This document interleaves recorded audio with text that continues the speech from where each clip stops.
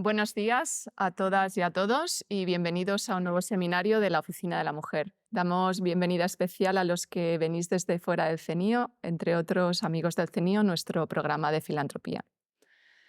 Como sabéis, estos seminarios los organizamos para concienciar y cambiar los estereotipos de género que existen en ciencia y en la sociedad. Y para ello hoy contamos con alguien que creemos que va a ser una gran fuente de inspiración, Carmen Riera, escritora, catedrática y académica de la RAE. Muchísimas gracias, Carmen, por aceptar nuestra invitación. Carmen nació en Palma de Mallorca y es licenciada y doctora en Filología Hispánica por la Universidad Autónoma de Barcelona. Además de ser una de las autoras más destacadas del panorama literario, Carmen es también catedrática honoraria de Literatura Española de la Universidad Autónoma de Barcelona. Es también directora de la Cátedra Goytisolo, académica de la Real Academia de Buenas Letras de Barcelona desde 2002 y académica de la Real Academia Española desde 2013. También es presidenta de CEDRO, el Centro Español de Derechos Reprográficos. Carmen ha escrito en catalán y castellano. De su obra narrativa destacan En el último azul, Por el cielo y más allá y La mitad del alma, que han sido traducidos a 16 lenguas. También su obra literaria ha sido objeto de 36 tesis doctorales y de máster, numerosos artículos, ponencias y libros e incluso varios congresos monográficos internacionales. Sus últimas publicaciones han aparecido el pasado 2022 y son Carmen Balcells, Traficante de palabras y La paz de los sueños felices. Por su impresionante trayectoria, Carmen ha recibido múltiples premios, entre los que destaco el Premio Nacional de Narrativa en 1995, concedido por primera vez a una obra en lengua catalana, y el Premio Nacional de las Letras Españolas en 2015. El título de su charla de hoy es ¿Cómo se escribe una novela?, que estamos deseando escuchar. Carmen, cuando quieras.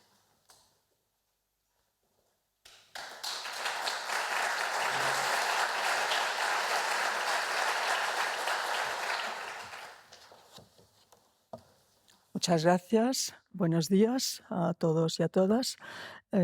Estoy muy contenta de estar aquí y agradezco la invitación a este centro porque, admiraba muchísimo a Margarita Salas y me encanta estar en ese auditorio y también a su discípula María Blasco.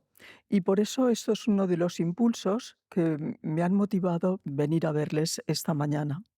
Y además hay otro aspecto, el hecho de que la Oficina de Mujeres y Ciencia de esta casa tiene como objetivo, y cito, luchar contra los estereotipos de género que están en el origen de la desigualdad de oportunidades entre hombres y mujeres en todos los ámbitos. Eso para mí es una importantísima motivación. Voy a hablarles de un tema que realmente me apasiona y que, me parece que cualquier persona que escribe novelas le encanta saber y transmitir cómo se hace eso, qué es lo que nos lleva a escribir. Pero antes déjenme que les hable de una obviedad que me parece manifiesta, pero que tiene que ver con, con los intereses de esta casa en relación a las mujeres. Y es que las mujeres, desde tiempos remotos, han sido las primeras en enseñar la lengua a sus hijos, en cantarles nanas, ahora en cierto modo cambiadas por los ruidos blancos. No sé si a ustedes les ha llegado eso, pero a mí casi les diría que me ha afectado, porque una de mis hijas, que ha recién parido, dormía a su niña con el extractor de la cocina. Es decir, los ruidos blancos, no se rían. Los ruidos blancos, supongo que los pediatras americanos, que quizá en América no saben cantar nanas, son los que han motivado ese cambio. Bien, pues cantaban las mujeres nanas, por tanto, canciones líricas, y además eran las primeras en contar cuentos, a veces para dormir a los niños, pero a veces para instruirlos en otros menesteres. Pero fíjense que en realidad quienes después pasaban a la historia de verdad escribiendo esos textos eran los hombres. Yo, que soy de Mallorca, allí uno de los principales recolectores de cuentos fue un sacerdote, Mosén Alcover, pero eran cuentos orales que le contaban muchas veces las mujeres. Y lo mismo ocurre con Christian Andersen. Es decir, hemos leído esos cuentos, pero él los reescribió, muchos aportó muchas ideas y muchas referencias, pero en realidad eran de transmisión oral. Es decir, las mujeres, desde el punto de vista literario de la transmisión oral, hemos sido importantes. Lo que pasa que esas transmisiones, quienes las han puesto de manifiesto, han sido casi siempre los hombres. Es verdad que la contribución femenina no se puede comparar literariamente a Dante, a Virgilio, a Cervantes. Eso es así. Decía Esther Tusquets algo que a mí me hacía mucha gracia. Decía, la mermelada hecha por manos femeninas tan deliciosa no se puede comparar con la Capilla Sistina. Por supuesto que no. Pero ¿sabemos por qué no hemos podido pintar la Capilla Sistina? Evidentemente porque hemos sido durante siglos, en cierto modo, rechazadas de la cuestión creadora. Es decir, se nos ha dicho que éramos solamente reproductoras. Es decir, en este sentido, bueno, esto es así, pero algunas mujeres han podido sacar la cabeza hacia los demás, es decir, aquello que se decía de romper el techo de cristal. Por ejemplo, la narradora María de Zayas, que es una extraordinaria escritora del siglo XVII, que les recomiendo, cuyos libros fueron traducidos a muchísimas lenguas en su época, pero que ahora en las colecciones de clásicos más importantes no suele aparecer. Es decir, muchas veces estas mujeres que rompieron moldes después no han sido reconocidas. Bueno, ¿qué les voy a contar de la Real Academia Española? Durante siglos, ahora las cosas evidentemente han cambiado, durante siglos se rechazó a las mujeres simplemente por el hecho de serlo. Y una de las grandes, de las primeras que intentó entrar, Gertrudis Gómez de Avellaneda, fue rechazada, pero también, sobre todo, y más que ella, a ella la rechazaron con buenas palabras, pero mucho más que ella, fue la condesa de Pardo Bazán. ¿Mm? Emilia de Pardo Bazán fue, bueno, pues rechazada de mala manera. Pero hay algo que me gustaría que ustedes se fijaran. Gertrudis era sobre todo considerada poeta y Emilia novelista.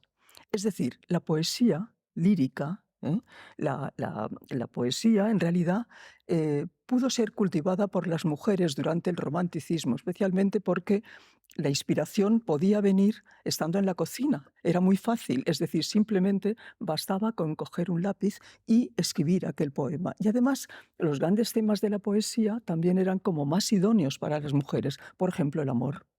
Y en el caso de las mujeres, lo que se primaba no era el amor pasión, ¿no?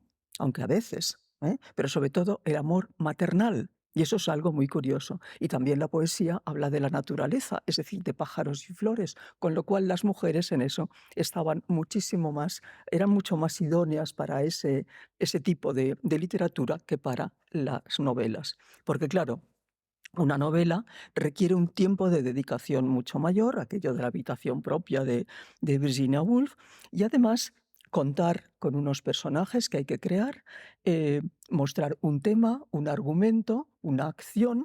Es decir, es muchísimo más complicado escribir una novela que escribir un poema. ¿Qué pasaba entonces? En el siglo XIX, fíjense que está pasando algo muy interesante.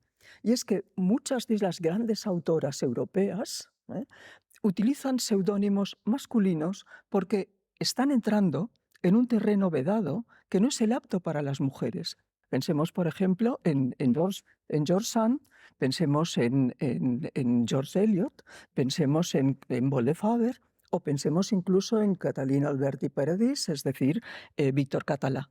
Es decir, en ese sentido, ellas eran conscientes que necesitaban entrar en ese terreno que en realidad no era el suyo con un nombre de hombre. Bien, las mujeres hoy ya no usamos seudónimos para poder escribir. En todo caso es al revés. ¿Se acuerdan ustedes seguramente de los ganadores del Planeta con el nombre de Carmen Mola? Y la enorme cantidad de ventas que sus libros generan? Bueno, pues ellos utilizan un seudónimo femenino y son tres señores bien barbados, es decir, no hay duda de que lo son. Es decir, y en ese sentido, ¿qué hacen? Utilizar ese seudónimo porque en este momento la literatura de mujeres vende, o vende igual que la literatura de hombres y a veces más. Y así, pues en las librerías feministas podían recomendar ese libro y muchas mujeres, evidentemente, lo leían. De todos modos, fíjense que hay otro aspecto, es decir, las mujeres podemos escribir, no hay ningún problema, se nos publica igual, pero los reconocimientos de después parece ser que no son precisamente los mismos que tienen los hombres. Laura Freixas y el grupo de mujeres clásicas y modernas ha estudiado la cuestión y nos ha dado unas listas realmente importantes en relación a los premios. Yo tendría que callarme porque a mí me dieron, como, como ha recordado Isabel, el Premio Nacional de las Letras, pero la verdad es que a muy pocas, en el baremo, en las listas, hay muy pocas mujeres en relación a los hombres. Bien, dicho esto, voy a entrar en materia de mi tema, que es ¿por qué escribimos? Seguramente ustedes, aquí hay alguna persona que seguro que escribe. ¿Por qué escribimos? Decía Jaime Gil que lo normal no es escribir, que lo normal es leer. Bueno, yo digo que en la época en que lo dijo Jaime Gil sí, porque ahora lo normal es ver series, ¿eh? Y ver los mensajes que nos mandan, los WhatsApps. Es decir, yo que uso siempre transporte público, ya antes veía muchos libros, ahora no veo ni uno, alguna tablet en el que hay un texto, pero sobre todo lo que estamos viendo son los intercambios de WhatsApps. Bien, la pregunta que me hago y que seguramente ustedes se han hecho es ¿cómo se inicia el mecanismo de la escritura? ¿De dónde procede? Yo he preguntado a escritores amigos porque es un tema que me apasiona, es decir, ¿por qué alguien escribe y otra persona evidentemente no? ¿Y cómo se inicia todo eso? ¿Qué proceso hay? Desde luego, si alguien piensa que quienes crean, los creadores, que antes tenían prestigio, ahora tienen evidentemente mucho menos, somos gente diferente, se equivocan. Es decir, somos gentes absolutamente normales. El que se cree que es distinto y mejor es un pobre imbécil o una pobre imbécil. Es decir, somos gentes corrientes. Pero quizá hay algo en nosotros que nos hace distintos en el momento de crear, que es unas puertas más abiertas que el resto de personas en torno a aspectos de la pura realidad. Es decir, la capacidad de imaginar otros mundos, otras posibilidades. Pero como les decía, yo he tratado de que mis colegas me contaran cómo empieza para ellos el momento en que creen que están empezando, es decir, cómo se inicia una novela. ¿Qué pasa en sus cabezas? Rosa Montero se ha referido a lo siguiente. Dice, lo primero es ese magma difuso que te ocupa el cerebro, una mancha de materia desmigada e incierta. Después, poco a poco, algunas partículas comienzan a juntarse, formando pequeños núcleos incandescentes de imágenes diversas, corazones posibles de futuras estrellas. Por tanto, según Rosa Montero, el origen del proceso creador es comparable al origen del universo. ¿Eh? Bueno, se ha dicho que el novelista, sobre todo en el caso del novelista, es Dios, ¿eh? Porque precisamente crea mundos propios a su antojo y evidentemente no hay cosa más cierta. Pero también yo creo que el novelista, la novelista, es Sheresade, o somos Sheresade. Contamos para no morir. Intentamos contar para no morir. Un gran poeta catalán, Joan Vinyoli, tituló con un verso que yo creo que es magnífico, un poemario, Jocs per ajornar la mort, juegos para aplazar la muerte. Y después Juan Luis Panero se lo copió. Es decir, cuando escribimos, intentamos aplazar la muerte. Es decir, Sheresade no tenía más remedio que contar para no morir. Pero en cierto modo, nosotros cuando escribimos también. Es decir, de eso tratamos. Un texto clásico de Otto Rank advierte que los seres productivos, esto es, los creadores, pueden potencialmente perdurar en sentido metafísico, superar la muerte, mientras están escribiendo. Es decir, es una sensación evidentemente fugaz, una experiencia sentida durante el proceso creador cuando el artista vive en un mundo de fantasía. muchos de mis colegas coinciden conmigo en que cuando estás terminando, estás empezando una novela, pero ya la tienes avanzada, dices, lo único que quiero es no morirme en ese momento, quiero terminar, necesito terminar eso, luego ya me da igual. Es decir, y además eso es lo que te impulsa a seguir escribiendo, a seguir creando. Es curioso, fíjense, en algo que yo creo que las mujeres entendemos quizá incluso mejor. Cuando terminamos una obra, somos muchos y muchas las que notamos una especie de síndrome de abstinencia, es decir, una depresión que también algunas veces se ha comparado con la depresión posparto.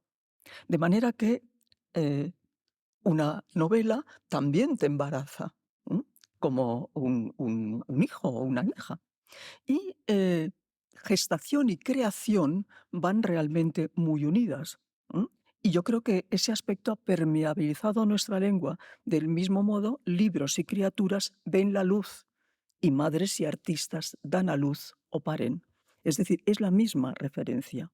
Y aunque la gestación humana es un proceso en el que la voluntad de la embarazada no influye o influye, bueno, solo en la decisión de interrumpirlo, seguir adelante, claro, el proceso de gestación libresca, en cambio, la voluntad del creador o la creadora es fundamental.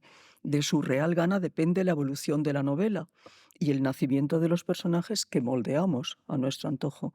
Podemos crear hombres con 7 cabezas, ¿eh? Situarlos en la Roma clásica o en el siglo XXX. Podemos hacerlos ricos, pobres, felices o infelices. Eh, bueno, yo incluso les confieso que utilizo mis novelas para alguna pequeña venganza. Cuando en un hotel me han tratado mal o en un restaurante, los pongo. Y cuando, claro, claro, claro, no sé si me leen luego, pero los pongo. Y, y me siento muy feliz cuando he podido hacer eso. Por tanto, lo que les decía, es decir, la real gana es absolutamente importante. Bien, como les decía, si existe la tendencia a comparar ambos procesos, aunque a nosotras se nos dijo que de la creación nada, que la reproducción, pero en fin, eh, ocurre que el proceso reproductor, lo sabemos, la gestación humana la sabemos explicar bien. Es decir, sabemos que millones de espermatozoides en lucha desigual van a fecundar el óvulo y solo uno va a tener la fortuna de penetrarlo, solo uno de los millones y millones. En cambio, el mecanismo que lleva a crear, el mecanismo que lleva a contar, o ese hecho de cómo escribimos es muchísimo más difícil, creo yo, de plasmar o de ser plasmado, de ser investigado, que el otro mecanismo biológico que ha tenido evidentemente en ese sentido muchísima más suerte, puesto que era evidentemente también más importante. Bien, a las alturas de mi provecta vida, yo soy muy mayor, creo que he escrito, no las he contado, pero me parece que son 13 novelas y 5 libros de relatos. La última, todavía inédita, va a salir en mes de, me parece, de marzo de 2024, eh, parte de una pregunta. Es decir, una pregunta puede ser el origen de una novela. Mis colegas dicen también que a veces es esa pregunta, algo que nos importa. Y la pregunta es algo que ustedes, seguro, aunque son muy jóvenes, yo siempre les decía a mis alumnos de primero, quien les habla es una calavera futura, pero ustedes no están exentos. Es decir, vendrá más tarde, pero nadie está exento de eso. Bueno, pues la pregunta es, ¿qué hay? ¿Hay algo después de la muerte? Es decir, ¿qué nos espera después de la muerte? ¿Y existen las experiencias ECM? ¿Puede el cerebro funcionar aunque esté clínicamente muerto? Es decir, los médicos dicen, o algunos que sí, otros que la conciencia puede permanecer. Es decir, a mí es un tema, he leído mucho literatura científica y pseudocientífica, según algunos, durante estos últimos años, porque me interesaba mucho, me obsesionaba mucho ese aspecto. Y después el hecho de que las personas que regresan de esa experiencia de túnel con luz blanca, con que se sienten atraídos por eso, pero vuelven, según la literatura científica o pseudocientífica para algunos, es que regresan para cumplir algo, algo que no quedó cerrado. Bien, pues ese es el tema de mi última novela, todavía evidentemente inédita, porque me obsesionaba esa pregunta que evidentemente todos nos hemos hecho. Pero hay otras posibilidades, como puede ser simplemente una anécdota. ¿M? Mis colegas dicen que a veces les han contado una breve historia, les han contado una anécdota y eso ha llegado a la categoría de novela. Yo les puedo decir que en mi caso, un día del libro, de hace ya bastantes años, tenía al lado a la periodista muy conocida Victoria Prego y a ella se le acercó una señora con una carpeta en la mano y le dijo: Victoria, yo es que a usted no la conozco, pero estoy tan emocionada porque, mire, le traigo ahí unas cartas de su padre. Claro, la señora muy emocionada, las cartas del padre, yo me aparté porque me pareció que aquello era una relación, bueno, pues íntima y que seguramente esta señora había tenido que ver algo con el padre de Victoria, es lo que supuse. Pero le di tantas vueltas al asunto que a partir de un momento dado, en vez de hablar, por supuesto, del padre de Victoria y de lo que allí había ocurrido, se me ocurrió que a una escritora, el día del libro, alguien se acerca, le da una carpeta y lo que allí hay son cartas de su madre, no de su padre, y que plantean, naturalmente, el problema de la identidad de esta escritora en relación a saber quién es su padre. ¿M?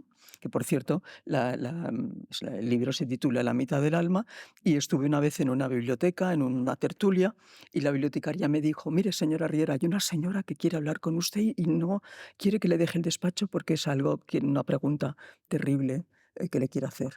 Y yo entré en el despacho y la señora me dijo: mire, a mi hija le pasa lo mismo que a usted, que no sabe quién es su padre. Y yo le dije: pero bueno, su hija, usted no se lo puede contar.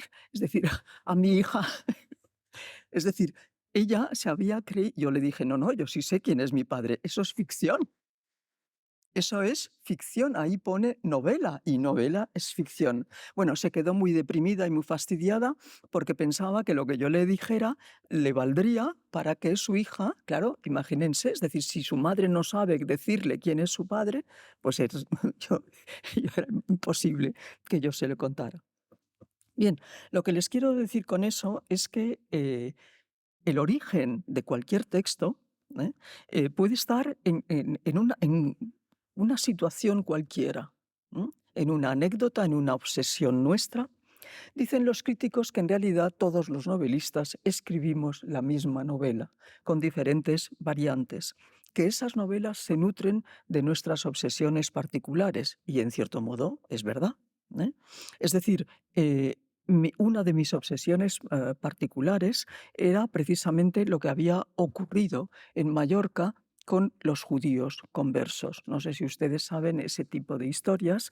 Todos recordamos la expulsión de los judíos en 1492 en Castilla, en 1435 en la Corona de Aragón, es decir, bastante antes, y bueno, pues las conversiones de esos, en masa de esos judíos en muchos casos, o la expulsión.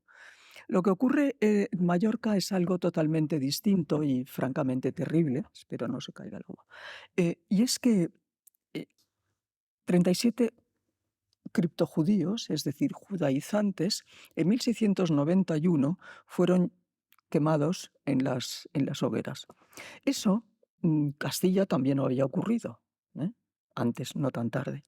Pero Mallorca es una isla ahora muy cosmopolita, en fin, con muchísimos turistas, para mi gusto demasiados, y en aquella época era un lugar evidentemente cerrado que implicaba el hecho de que los criptojudíos o aquellos que tenían unos apellidos determinados, siempre listísimos, se habían convertido muy a menudo en prestamistas. ¿M? Los judíos tenían prohibido tener tierras y en cambio, bueno, pues prestaban dinero. Es decir, era no solo un hecho religioso el que llevó a esos judíos a la hoguera, sino también un hecho evidentemente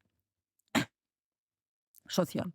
Bien, a mí me interesaba mucho trabajar sobre algo que en mi infancia era constante, es decir, ahora ya no, por suerte, pero en aquella época los niños y niñas que tenían apellidos, unos apellidos determinados, muchas veces los otros niños el colegio, en la calle, en todas partes, se burlaban de de esas personas, de esos niños. Yo le pregunté a mi abuela qué ocurría y me dijo, eso tú no lo debes hacer nunca. ¿Eh? Eso es algo terrible, pero era verdad, pasaba. Bueno, al crecer investigué sobre el asunto porque me tenía muy ocupada y muy preocupada. Es decir, ¿por qué eh, un conjunto de ciudadanos se reía de otros ciudadanos con unos determinados apellidos? No hace mucho, ¿no? A principios del siglo XXI en el que estamos, una señora pidió al Tribunal Supremo cambiar su apellido y era soltera. ¿M? Y dijo que lo hacía para que sus huesos no fueran desenterrados. Quizá exageraba, la situación ya no es así, o ya era menos así, pero el alcalde socialista de Palma de hace años tuvo pintadas con la cruz gamada nazi, ¿no? Y le llamaban Chueta, que es el terrible nombre que a los conversos mallorquines o a los descendientes de los conversos mallorquines se les llama. Bien, para escribir esa novela, En el último azul, lo primero que tuve que hacer es investigar. Quizá por mi deformación profesional de profesora durante tantos años, la investigación me interesaba muchísimo. Y estuve en los archivos, estuve en el archivo histórico, viendo cómo habían sido los procesos inquisitoriales que terminaron en 1691. Y me encontré con cosas realmente extraordinarias y que tienen que ver cómo se crean los personajes, cómo creamos los personajes. Me encontré con que en primer lugar, los inquisidores trataban de manera distinta a las mujeres. Es decir, con los hombres las preguntas sobre cuestiones de fe podían ser muy largas. A las mujeres normalmente no se les preguntaba nada de eso. La pregunta del inquisidor siempre era la misma. ¿M? ¿Cómo te llamas? Tanto a mujeres como a hombres, hasta el tercer apellido. Y después, ¿sabes por qué estás preso o presa?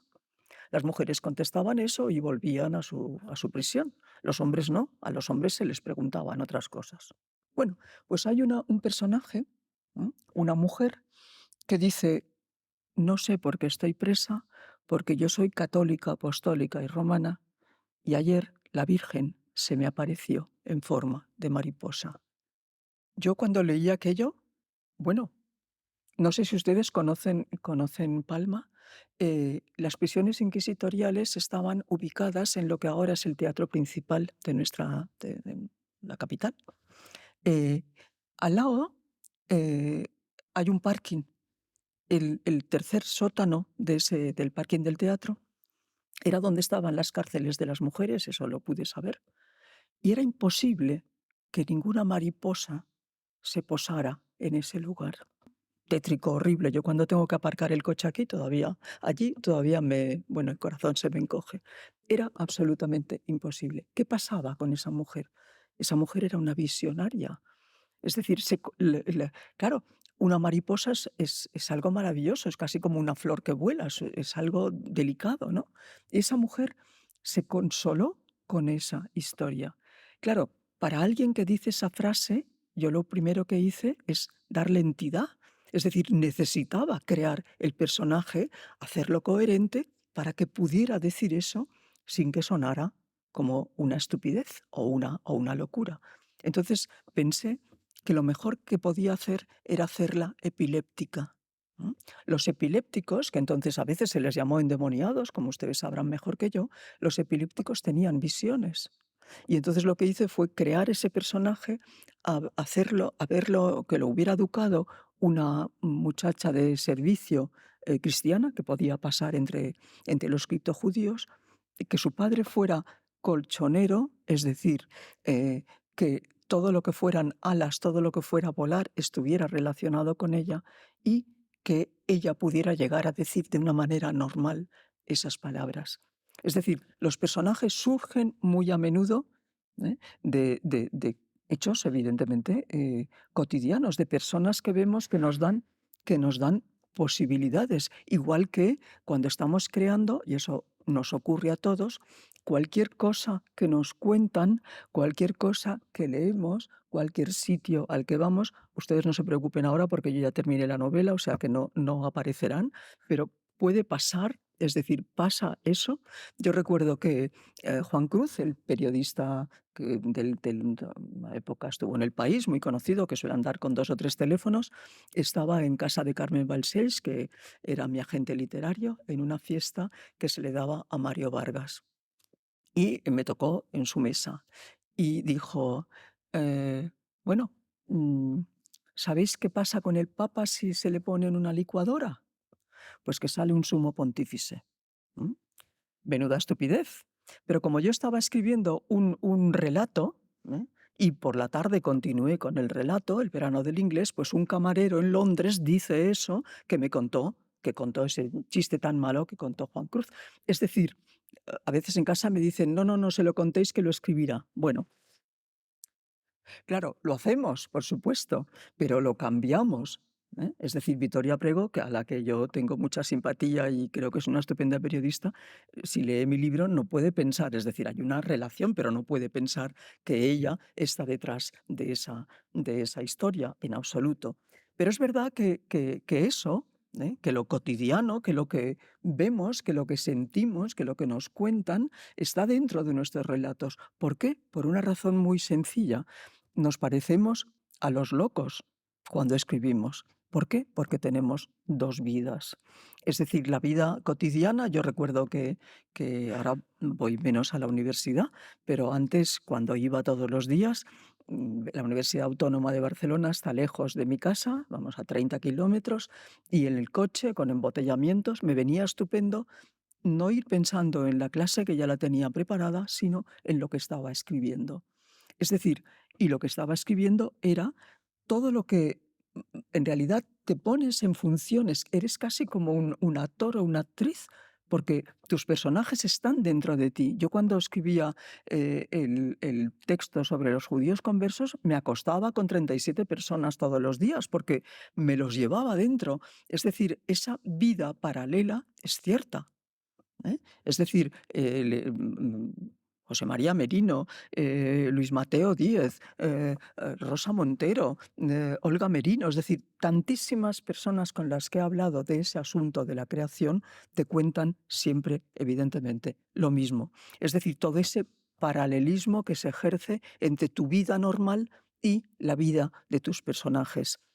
Y cómo además, claro, la gente piensa a mí me fascina que en la cuestión del cine, ¿eh? Y he hecho alguna vez guiones, te dicen, no, aquí tienes la pizarra y tienes que describir el personaje, desde el primer día. Y yo les digo, imposible, porque el personaje va a cambiar según le vayan sucediendo las cosas. Es decir, tú sabes al principio de qué quieres tratar y cómo quieres organizarlo, pero lo que no sabes es cómo va a evolucionar. Porque si no sería, evidentemente, no serían personajes, serían tipos, ¿no? Entonces, en el cine, parece que eso está muchísimo más trabado, sobre todo en la cuestión de los guiones o de las series. Bien, si continuamos con esta cuestión, yo les tengo que decir que, para mí, yo me considero una mujer feminista. No me considero una escritora feminista porque creo que el ser feminista va mucho más allá de lo que tú puedas escribir. Tienes que actuar con tu vida, demostrar que lo eres, ¿eh? Por eso, de todos modos, quizá es verdad que los personajes, que las mujeres han sido elementos importantísimos en mis novelas, pero también lo han sido los personajes marginados.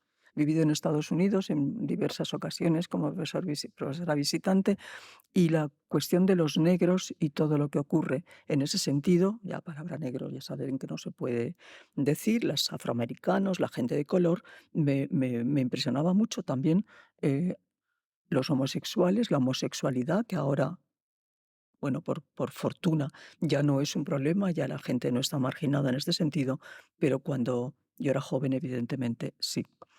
Bien, por eso me interesa mucho aquellas referencias que da Amartya Sen, el Premio Nobel de Economía, cuando dice que existen en el mundo unos 100 millones de mujeres desaparecidas.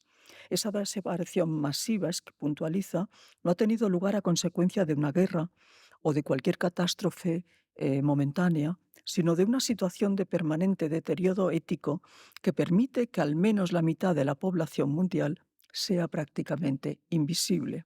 Otra cosa no indica el hecho de que el 70% de los pobres de la Tierra sean mujeres, que de los 875 millones de analfabetos, 2/3 sean mujeres, que a igual trabajo las mujeres vean reducido su salario a la mitad de lo que gana un hombre, o que incluso en las llamadas zonas privilegiadas, es decir, alejadas de los horrores de las catástrofes, las mujeres se vean sometidas ¿eh? A ablaciones o a la burka, únicamente por el hecho de serlo. Es decir, bueno, nosotros estamos en una situación de privilegio mucho más que en esas zonas, por supuesto. Es decir, que en este sentido me interesaba también a mí, por el hecho que les cuento del feminismo, hablar de mujeres quizá más que de hombres, aunque evidentemente también he usado protagonistas masculinos. Porque en mi infancia, en Mallorca, había modelos vivos en los que te podías fiar y que podías, evidentemente, reflejar. Y esos modelos vivos, maravillosos, eran mujeres que hablaban, que se expresaban de un modo realmente extraordinario, aunque fueran personas insignificantes a los que la literatura muy a menudo da voz, o que a mí me interesaba darles voz. Es decir, utilizaban la primera persona, yo quizá por mis primeros relatos utilicé eso, es decir, me sirvieron muchísimo el entorno familiar, porque además utilizaban una lengua rica, porosa, maravillosa, una lengua todavía muy rural. Ahora la pisonadora de la televisión la ha mandado toda la porra, pero en aquella época todavía era eso. Porque quizá el último punto que quiero tratar, no les quiero fastidiar mucho más, el último punto que quiero tratar es que, claro, una novela o un poema se escriben con palabras, es decir, se escribe con lengua. Yo en mis clases lo contaba siempre, les decía a los chicos y a las chicas que el ejercicio lingüístico era importantísimo. Y un día llevé a clase, solía llevar a autores, a José María Álvarez, poeta de Cartagena, poeta autor de Museo de Cera, que tiene una concepción muy romántica de la poesía. Y nos dijo que el poeta era un ser inspirado y demás. Y una alumna mía, muy brillante, hoy muy buena novelista, por cierto, le dijo, pero usted, señor Álvarez, ¿no cree que es un ejercicio lingüístico? Yo había machacado con eso. Y él contestó, señorita, yo los ejercicios lingüísticos tengo mucho cuidado con quién los hago. Claro, es decir, una butad enorme, pero no me refería a ese tipo de ejercicios lingüísticos, sino a lo que es el uso de la lengua. Es decir, Santa Teresa decía que hablaba con sus monjas a lo que saliere. Eso es algo que no se puede hacer. Es decir, lo importante, aunque ella hablaba de una conversación de estrado y evidentemente tenía que decir eso porque si no, vamos, no sé, no le hubieran dejado decir otra cosa. eh, Al contrario, es decir, yo creo que hay que buscar la palabra exacta, que hay que hacer un trabajo de ejercicio lingüístico fundamental. Hace muchos años, cuando yo era joven, polemicé con la escritora Marta Traba en la revista Quimera. Mi artículo, en contestación al suyo, Hipótesis de una escritura diferente, era el de Marta, se titulaba Literatura femenina, un lenguaje prestado, preguntaba yo, y trataba, entre otros aspectos, de mostrar hasta qué punto las lenguas, las nuestras, la castellana, la catalana, las mías usuales, evidenciaban un usufructo masculino tremendo, todavía hoy, y de cómo eso condicionaba a las hablantes y examinaba si en efecto la literatura escrita por mujeres se seguían dando algunas de las características enmarcadas en la condición femenina. El hecho de observarse como sujeto-objeto, de ahí la rememoración de la infancia, que siempre implica una búsqueda, una vuelta al yo, la búsqueda del espejo, la mirada retrospectiva como característica, y hasta qué punto estos rasgos se veían reflejados en los usos lingüísticos, y si era factible, como pedían por entonces, en principios de los 80, Annie Leclerc, Hélène Cixous, Catherine Clement, escribir con los humores femeninos que ellas decían, con la sangre de la menstruación que cruza, según advierte Michel Perrin, los libros de las mujeres para hacerse poesía. Sin embargo, ese tipo de conclusiones tan bestiales no dejaron de ser también muy criticadas por otras feministas que las consideraron una prueba del narcisismo femenino y las conectaron con el gueto y con el gineceo. Mi propuesta, entonces, como ahora, es la misma. Las mujeres escritoras no debemos renunciar a nada en la búsqueda difícil de la expresión acertada de la palabra justa. Al contrario, hay que escribir con los humores, con la sangre, con el corazón, del que tanto hablaron las románticas, empleando el recurso de la oralidad, reivindicada por la escritora franco-magrebí Asia de Gever, o los anacolutos de Santa Teresa, si nos apetece. Pero también hay que apropiarse, y creo que esto ya lo hemos hecho, de la pretendida manera masculina de usar el lenguaje, que según los estereotipos estudiados por Robin Lakoff, consiste en la claridad, la precisión, la determinación, la racionalidad. De ahí que en la búsqueda de la palabra con que se escriben las novelas, yo al menos intente, no sé si lo consigo, casar las de Casandra la profetisa, que nos conecta con los ancestros, con las rigurosas y precisas de Madame Curie. Muchas gracias.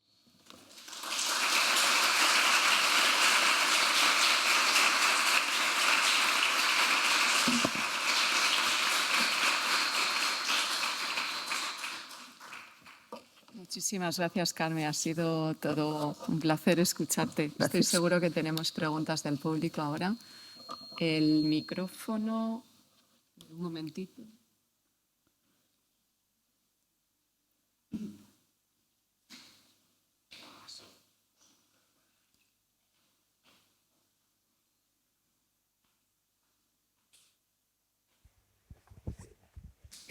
¿Preguntas?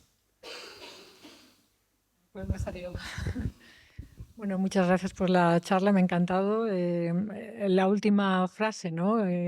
Casando la precisión de la ciencia de alguna manera con la creación, la escritura, me parece. Yo tengo una pregunta que más bien es saber tu opinión. Hace poco en la aplicación esta de ChatGPT puse, escribe un poema a la Silvia Plath, ¿no? Y de repente me sacó un texto que se parecía, ¿no? ¿Qué opinión hay desde el mundo de la literatura, la escritura de estos programas de inteligencia artificial que están escribiendo cosas con determinados estilos, etcétera? Claro, ustedes que son científicas quizá tienen un concepto distinto de lo que tenemos simplemente los que por desgracia no lo somos y somos únicamente escritores en relación a todo lo que supone para mí el reto espantoso de la inteligencia artificial. Yo soy presidenta en estos momentos de CEDRO, que es el Centro Español de Derechos Reprográficos, y allí estamos emprendiendo una enorme batalla en contra. Es decir, la inteligencia artificial, ¿de qué se nutre? Se nutre de los autores y de las autoras. Y para ponerles un ejemplo muy cercano, en CEDRO me pasaron el otro día nada menos que lo que dice la inteligencia, el resumen que hace la inteligencia artificial de En el último azul. No tiene nada que ver con mi novela. Nada, absolutamente nada. Es decir, ¿de dónde se ha nutrido? No lo sabemos. Pero aunque si consigue nutrirse bien, los derechos de autor, los derechos de autor son algo de cada uno. Y con eso no se puede jugar. Es decir, se nutre de elementos que todavía no se barajan bien porque para eso parece ser que la inteligencia artificial no tiene suficientes elementos. El día que los tenga, no sé qué pasará, igual que el día que la inteligencia artificial o quien sea sepa lo que piensa cada uno de nosotros. Ese día se acaba el mundo. Yo tengo un pariente, o tenía un pariente pobre, muy loco, que de repente te decía, perdona, perdona, perdona, te estoy insultando mentalmente. Por lo menos él lo decía. Por lo menos él lo decía, pero claro, imagínense, bastaría entrar en el Congreso, aunque En el Congreso bastante nos enteramos de lo que piensan los unos de los otros, pero quiero decir, en cualquier lugar, es decir, en ese momento se acaba todo, pero yo estoy, es decir, creo, ¿eh? Eso ustedes de ciencias lo saben mejor que yo, que el robot que puede operar, ¿eh?, de una manera muchísimo más precisa que un médico, bienvenido sea.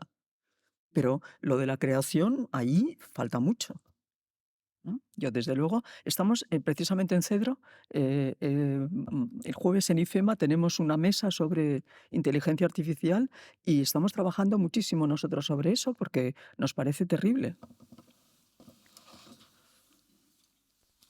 ¿Más preguntas?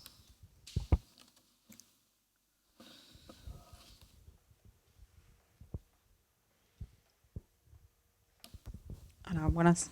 Yo solo tenía curiosidad por si a lo largo del tiempo ha tenido en algún momento un momento de desconfianza en la escritura, o sea, en la imposibilidad del lenguaje de expresar todo el mundo que tenemos por dentro.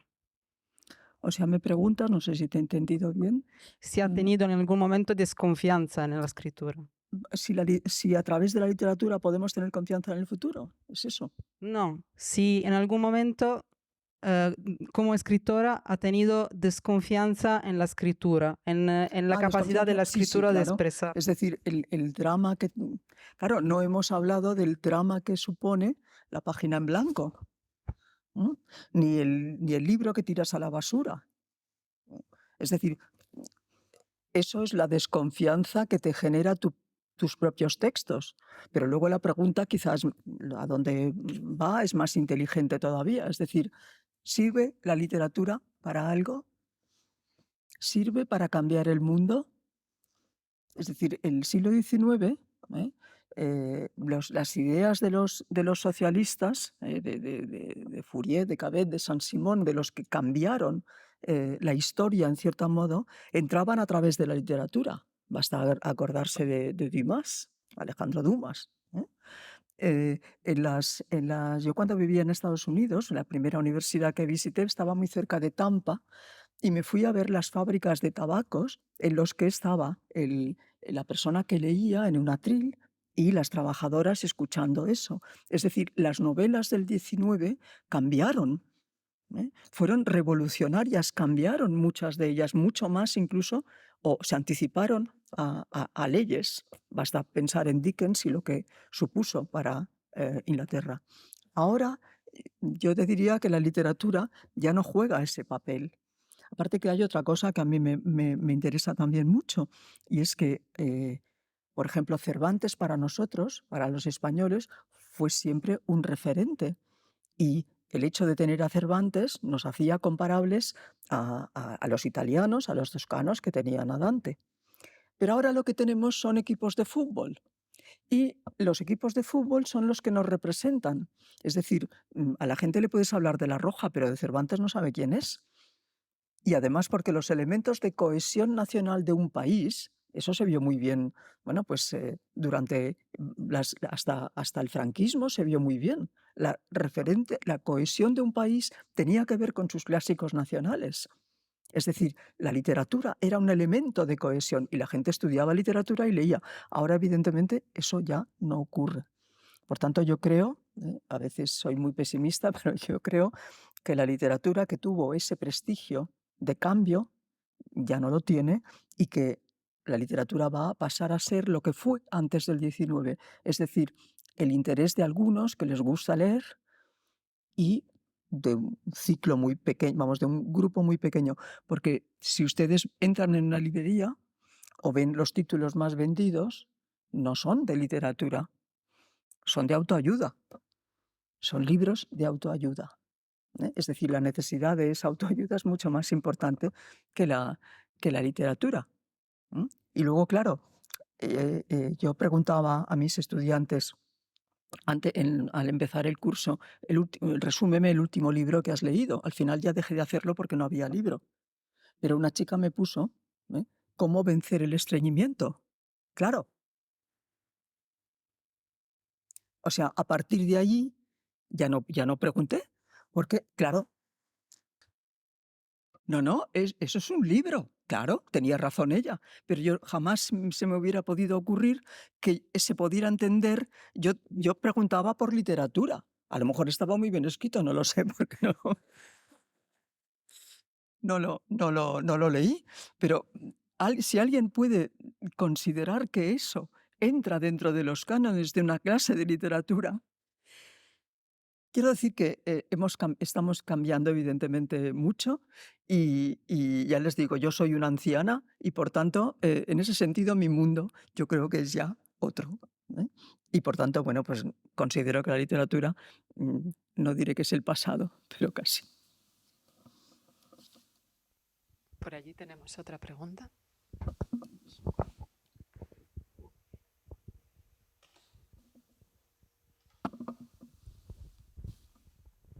Bueno, antes de nada, muchas gracias por la conferencia, ha sido estupenda. Y mi pregunta está relacionada, yo creo que con la pregunta anterior, o como yo he entendido la pregunta anterior, y tiene que ver con una idea la idea filosófica de que todo está en el lenguaje. Y mi pregunta es, como escritora, ¿alguna vez se ha planteado que el lenguaje está limitado? ¿Hasta qué punto el lenguaje está limitado o limita a uno para expresar lo que uno quiere expresar? Claro, uno de los problemas más importantes cuando escribes es precisamente si lo que tú quieres transmitir a través de la lengua consigues hacerlo. ¿Eh? Y el método que yo creo que es infalible y que además no solo es en mi caso, sino en el de multitud de autores y autoras, es cuando tú lees aquel texto en voz alta. Es decir, si tú lees el párrafo que has escrito en voz alta y suena bien, tiene una cadencia, ya no me refiero evidentemente lírica, sino aquello funciona, es que el texto funciona. Si no, por supuesto, no. ¿Eh? Es decir, Aureliano Buendía, es decir, García Márquez, contaba precisamente eso mismo. Es decir, ante el pelotón de fusilamiento. ¿Por qué? Porque lo más importante de un texto, creo yo, es dar con las palabras exactas, pero no solo las palabras exactas, sino las palabras que connoten, porque las palabras tienen alas y esas alas nos pueden llevar muy lejos. Es decir, decía García Márquez, el pelotón de fusilamiento, claro, eso es muy importante porque ya lleva a pensar en que allí pasará, evidentemente, algo. Y el día que su padre le llevó a ver el hielo, es decir, que todo lo hizo perfecto, porque todo eso eran posibilidades que abría el texto. Por eso es muy importante, si ustedes escriben, que tengan mucho cuidado con las primeras frases de las novelas. ¿No? La augusta ciudad dormía la siesta. Bueno, pues la regenta, el viento sur levantaba no sé qué, y resulta que la augusta ciudad, las augustas ciudades no duermen la siesta. Es decir, ya había una ironía brutal y sobre todo el polvo y los papeles del suelo, otra. Y luego un señor, que era un sacerdote con un catalejo, que era una prolongación fálica, estaba observando. Es decir, allí están todas las claves. Por tanto, esto es muy importante. Tengan mucho cuidado con las primeras frases. Y tienen que ser eso, musicales, tienen que dar posibilidades de seguir leyendo, porque claro, eso también pasa. Es decir, empiezas una novela y se te cae de las manos. Hay muy poco tiempo para leer y mejor leer cosas que nos gusten. Pero la cuestión lingüística es fundamental, claro.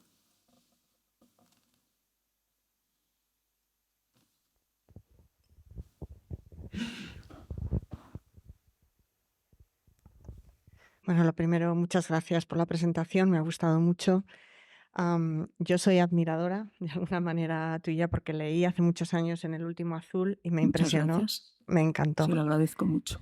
Así que, bueno, yo tenía un poco en el hilo de esta última discusión, un poco para una persona que escribe tanto en catalán como en castellano, y en relación a la expresividad del lenguaje y el uso del lenguaje y lo que transmite, ¿qué te hace en un momento dado decidir escribir algo en catalán o en castellano? ¿Cuál es la razón? Mire, hago algo que ya es la locura más espantosa. tengo 2 ordenadores y en uno hay una página en catalán y en la otra en castellano. Y entonces van las 2 paralelas, porque lo que es muy interesante es que para mí las lenguas son cristales a través de los que ves el mundo. No es lo mismo el inglés, no es lo mismo el alemán, no es lo mismo el castellano, no es lo mismo el catalán.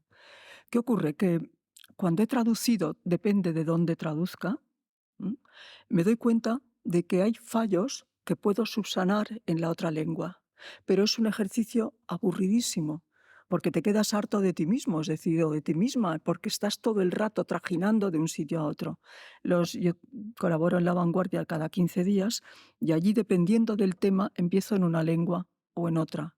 En el caso de las novelas suelo empezar en mi variante dialectal, que es la variante mallorquina, y luego va al castellano, pero el castellano me permite corregir aspectos del catalán y viceversa. Pero insisto, es muy aburrido. Más preguntas. Chico.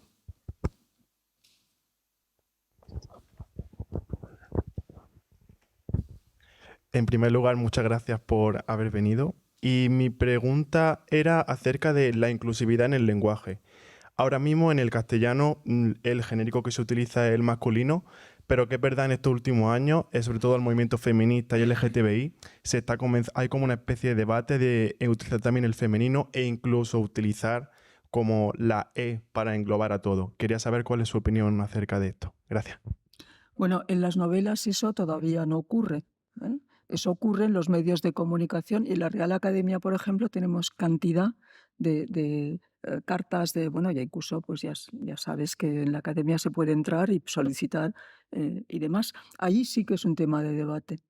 Es decir, ¿hasta qué punto aceptamos que el masculino sea inclusivo o tenemos que evidentemente cambiar, dado que ahora las mujeres por fin tenemos voz y estamos en una igualdad de circunstancias?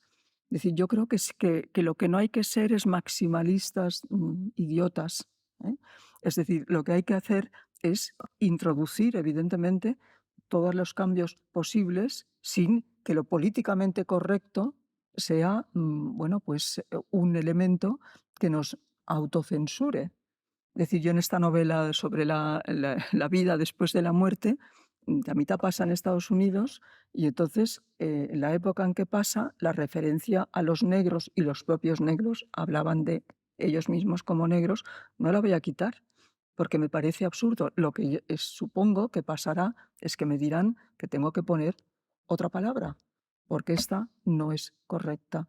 Entonces, con lo mismo, por ejemplo, en la RAE, hubiera sido impensable hace años que se saludara, que el director saludara en los plenos con señoras académicas y señores académicos. Es decir, cuando entra Carmen Conde, que es la primera mujer que entra, se decía señores académicos solo. Es decir, la inclusión femenina ha hecho que eso variara y ahora nos dirigimos a todos y a todas. Lo que pasa que seguir la lengua tiende a la economía, eso está clarísimo. Un discurso en el que cada verbo sea expresado en género masculino, femenino y demás, sería interminable. Es decir, que en ese sentido, bueno, a mí, por ejemplo, me interesa, me parece bien que la visibilidad femenina sea cada vez mayor, pero tampoco sin pasarse, porque si no, evidentemente es una estupidez. Y creo que además, cuando consigamos, aquí todavía pasa, que los salarios de hombres y mujeres sean iguales, nos preocuparemos más por otras cuestiones, porque es más importante eso que la permeabilización de todo eso en la lengua. Mi punto de vista modesto. ¿Alguna pregunta más? Sí. Gracias. Hola, ¿qué tal? Gracias por su conferencia, ha sido muy interesante. Muchas gracias. Me gustaría saber por qué se utiliza castellano y catalán, no español y catalán. ¿Por qué Porque, todavía es algo el castellano como que duele utilizar el español en todo el ámbito? No tienes claro, que decir castellano, eso lo mire, entiendo. es que pasa una cosa, la lengua catalana es una lengua española, ¿o no? Ajá, exactamente. Claro, Sí, y los andaluces no hablan castellano. no, ¿Hablan entonces andaluz? no, Hablan castellano. yo hablo castellano ¿Y español? y español también.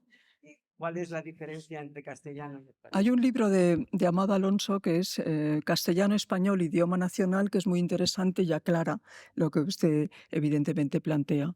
Si yo digo que el catalán, el gallego, el euskera son lenguas españolas, lo son, ¿no? Claro, claro, claro, porque no hay ninguna duda. Entonces, si digo español, para los americanos, el español es, menos en Argentina, en donde hablan del castellano, el español es una lengua de España, no el castellano. Y el andaluz sería una variante dialectal de ese castellano, a mi entender. Por supuesto, todo esto lo entiendo, ¿no? ¿Ya? Yo solamente iba a la pregunta de por qué razón es como que fastidia decir español cuando se está hablando de otras lenguas de España. Claro, usted cuando sale fuera, ¿qué habla? Cuando viene alguien que no sabe que no sabe español, que no sabe castellano, y si le preguntan, ¿usted qué habla? Un extranjero. ¿Qué le dice? ¿Castellano o español? Depende. Depende de lo que en aquel momento se me ocurra. Pero mi referencia es que, claro, frente a una traducción al inglés decimos que estamos hablando en español.